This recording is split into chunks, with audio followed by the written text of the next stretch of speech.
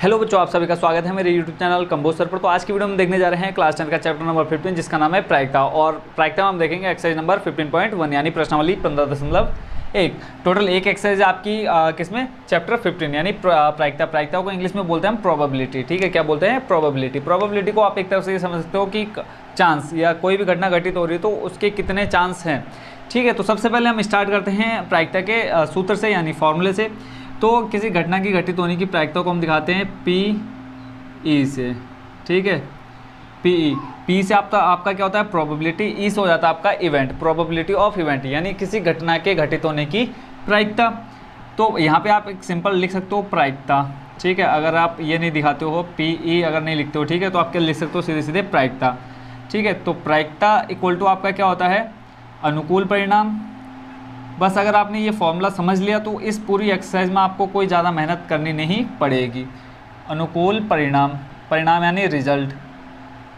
अनुकूल यानी अनुकूल आपके पक्ष में। ठीक है, कोई भी चीज़ जो आपको निकालनी है उसके पक्ष में आपके पास कितने चांस हैं, आपके पक्ष में कितने चांस है और टोटल कितने चांस है। जैसे मान लो आप जिस भी डिस्ट्रिक्ट में या जिस भी स्टेट में रहते हो वहाँ पर टोटल आपके राज्य में कितने विधायक चुने जाते हैं। ठीक है, मान लो आप कांग्रेस पार्टी के उम्मीदवार हो या कांग्रेस पार्टी का आप अध्यक्ष हो, तो आप ये देखते हो कि टोटल विधानसभा में कितनी सीटें, जैसे उत्तराखंड में कितनी है? 70 सीटें। अब 70 में से बीजेपी के पास कितनी सीटें आई? बीजेपी के पास मान लेते हैं हम 70 में से 40 सीटें आई, तो बीजेपी के अनुकूल परिणाम कितने हो जाएंगे बच्चों? 40। ठीक है, तो वो हमारा क्या हो गया? अनुकूल परिणाम यानी पक्ष में कितने वोट पड़े, है ना, तो कितनी सीटें आई? अनुकूल परिणाम हो गया। और बट्टे कुल संभावित परिणाम, कुल संभावित परिणाम, कुल संभावित परिणाम। और मैंने राजनीति का एग्जांपल सबसे पहले इसलिए लिया क्योंकि राजनीति आजकल बहुत लोगों को जल्दी समझ में आने लग गई है ना। आजकल हर गली में आप लोग देखोगे तो कई नेता घूमते हुए मिल जाएंगे। ठीक है, और उस एग्जांपल से आई होप आप अच्छे से समझ गए। अनुकूल परिणाम क्या होता है और कुल संभावित। देखो अनुकूल परिणाम मैंने क्या बोला कि बीजेपी को कुल कितने वोट कितनी सीटें मिली? 40। और जैसे मैंने बोला कि कुल कितनी सीटें हैं उत्तराखंड में। ठीक है, उत्तराखंड में टोटल कितनी सीटें हैं? मैंने बोल दिया 70। ठीक है, 70। अब इसकी प्रायिकता निकालनी है प्रोबेबिलिटी ऑफ इवेंट यानी प्रायिकता निकालनी किसकी? बीजेपी की सीटों की आने की प्रायिकता। ठीक हो गया, तो यहाँ देखो बीजेपी के पास 40 हैं तो अनुकूल परिणाम कितने हो गए? 40 और कुल संभावित परिणाम कितने हैं? 70। ठीक है, तो प्रायिकता मैं बोलूँ कि बीजेपी के सीटों की प्रायिकता कितनी हो जाएगी तो आप क्या बोलोगे? 40/70। यहाँ पर आप इसको कट कर सकते हो तो कितना आ जाएगा? 4/7। आई होप बच्चों आप इस फॉर्मूले को समझ गए होंगे। ऐसे एक एग्जांपल और ले लेता हूँ मैं। जैसे मान लो एक सिक्का मैंने उछाला, क्या एक सिक्का उछाला। अब एक सिक्के में कितने पहलू होते हैं? 2।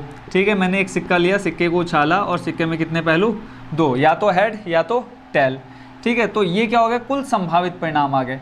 अब मैं आपसे बोलता हूँ कि सिक्के में हेड आने की, है ना, हेड आने की प्रायिकता बताओ। क्या बताना है? हेड आने की प्रायिकता बतानी है। अब हेड कितने होते हैं सिक्के में? एक ही होता है, तो हेड आने के अनुकूल परिणाम यानी पक्ष में कितने परिणाम में इसके? 1। और कुल संभावित परिणाम यानी सिक्के में कितने टोटल परिणाम आ सकते हैं? 2। तो मैं बोलूँगा कि हेड आने की प्रायिकता बताओ, तो आप क्या बोलोगे? हेड आने की प्रायिकता अनुकूल परिणाम बट्टे कुल संभावित परिणाम क्या हो जाएगा? इसका आंसर निकल के 1/2। अगर ऐसे ही मैं बोलूँ टेल आने की प्रायिकता, ठीक है, तो टेल आने की प्रायिकता भी बच्चों कितनी हो जाएगी? देखो टेल आने की अनुकूल परिणाम 1 और कुल संभावित परिणाम 2, 1/2। ठीक है, ये आप समझ गए होंगे किसको? इस फॉर्मूले को। किसके फॉर्मूले को? प्रायिकता यानी प्रोबेबिलिटी। पी आपका क्या दिखाता है? प्रोबेबिलिटी। ई आपका क्या दिखाएगा? इवेंट, प्रोबेबिलिटी ऑफ इवेंट यानी किसी घटना के घटित होने की प्रायिकता। जैसे सिक्का मैंने उछाला, सिक्का में हेड आने की प्रायिकता बतानी है आपको, तो आपने क्या बोल दिया? 1/2। अगर मैं बोलूँ हेड ना आने की प्रायिकता निकालो, ठीक है, क्वेश्चन में आपको ये बोल दिया कि हेड आने की प्रायिकता नहीं निकालनी है, आपको क्या निकालना है? हेड ना आने की प्रायिकता। हेड ना आने की प्रायिकता, ना आने की प्रायिकता। तब आप क्या करोगे? तब आप पहले निकालने की प्रायिकता निकालोगे। ठीक है, मतलब आने की प्रायिकता निकालोगे।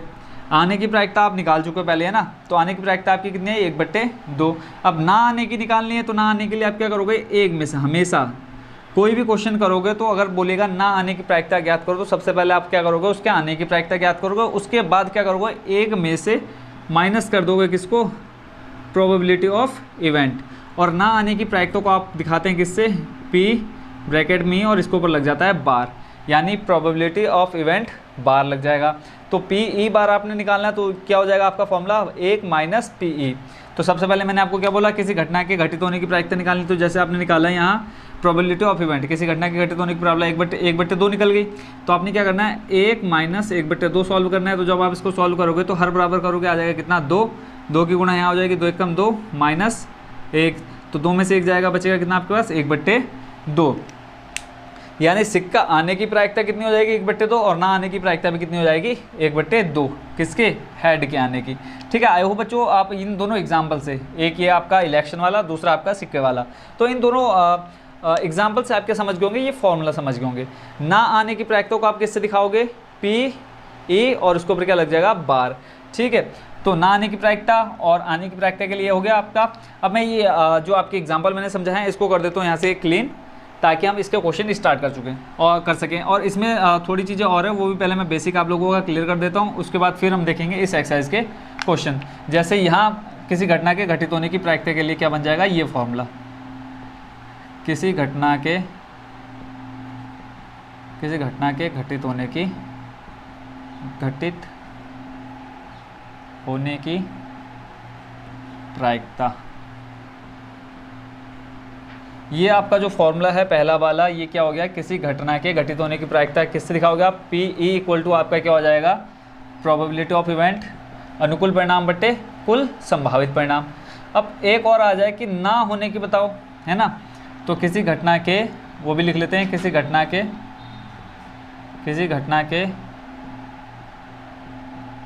घटित ना होने की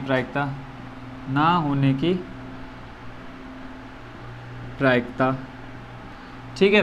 तो ना होने की प्रायिकता के लिए मैंने क्या बोला, पी ई बार लगाओगे, यानी प्रोबेबिलिटी ऑफ इवेंट नॉट, ठीक है, इसको आप नॉट भी बोल सकते हो और बार भी बोल सकते हो, इक्वल टू क्या हो जाएगा, अभी मैंने बोला था आपको 1, यानी एक में से क्या कर दोगे आप, पी ई कर दोगे, ठीक है, 1 माइनस कर दोगे प्रोबेबिलिटी ऑफ इवेंट। अब आप यहाँ पर आप चाहे तो ये ऐसा भी लिख सकते हैं, पी ई का मान देखो कितना, अनुकूल परिणाम बटे कुल संभावित परिणाम, अनुकूल परिणाम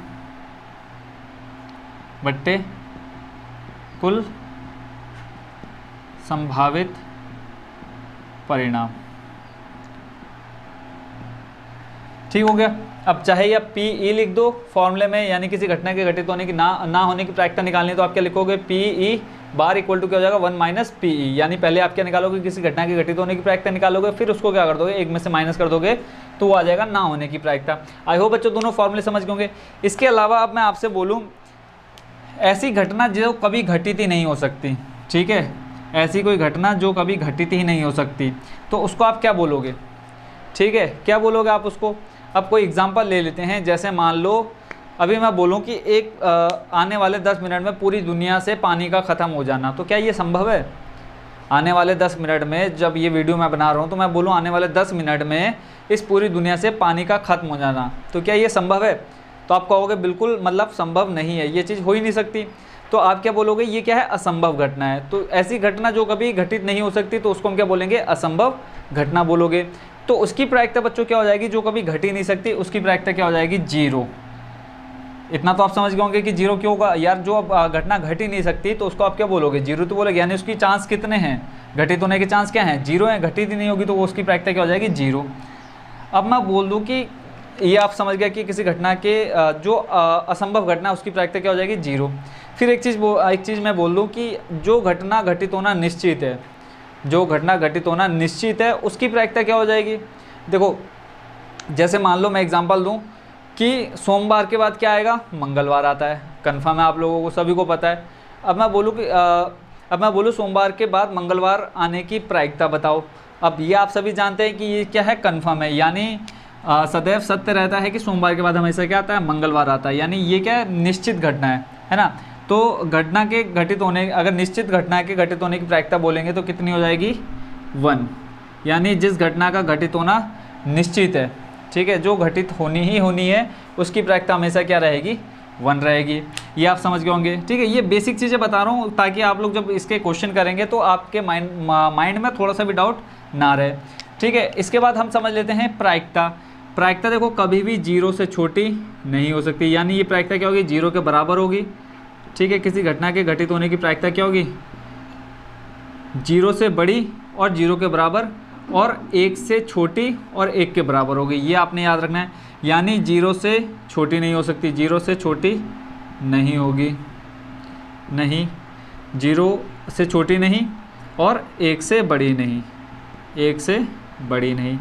ये माइंड में आपने सेट कर लेना, क्योंकि एक एक नंबर का क्वेश्चन आपसे हमेशा एग्जाम में पूछा जाता है, ठीक है।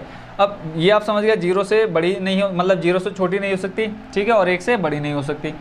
अब एक क्वेश्चन कभी कभी इस टाइप से हो जाता है कि आपको ऑप्शन दे देगा, 4 ऑप्शन दे देगा, उसमें से बोलेगा कि निम्न में से कौन किसी घटना के घटित होने की प्रायिकता नहीं हो सकती। तो उसमें आपने हमेशा सिर्फ दिमाग में क्या रखना है, माइनस, ऋणात्मक। प्रायिकता कभी भी नेगेटिव में नहीं होती, ऋणात्मक नहीं होती है, आपने ये रखना है दिमाग में। क्या लिखना है, प्रायिकता कभी ऋणात्मक नहीं होती, प्रायिकता कभी ऋणात्मक नहीं होती, ठीक है।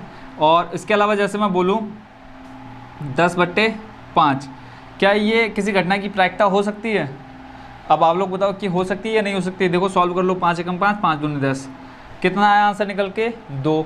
तो अभी हमने क्या सीखा ऊपर कि प्रायिकता 1 से बड़ी नहीं हो सकती, 0 से छोटी नहीं हो सकती, बट आंसर आपका कितना आ रहा है 2। तो ये भी किसी घटना की घटित होने की प्रायिकता नहीं हो सकती। तो ये थे बच्चों बेसिक जो चीज़ें आपकी प्रोबेबिलिटी से लेकर के बनती है।